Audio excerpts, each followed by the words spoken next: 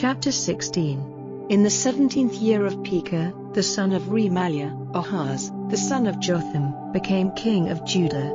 Ahaz was 20 years old when he became king. He was ruling for 16 years in Jerusalem. He did not do what was right in the eyes of the Lord his God, as David his father did.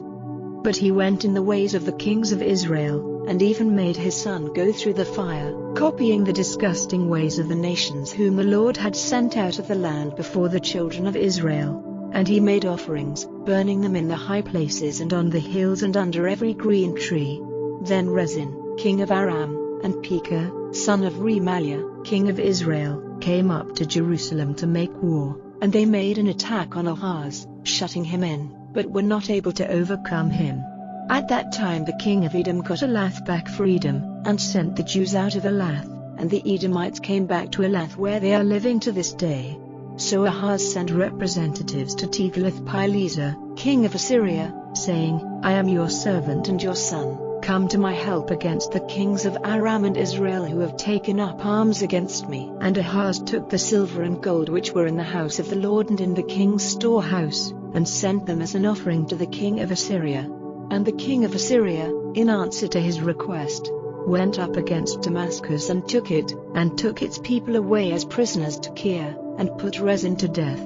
Then King Ahaz went to Damascus for a meeting with Tiglath-Pileser, king of Assyria, and there he saw the altar which was at Damascus, and King Ahaz sent to Uriah the priest a copy of the altar, giving the design of it and all the details of its structure.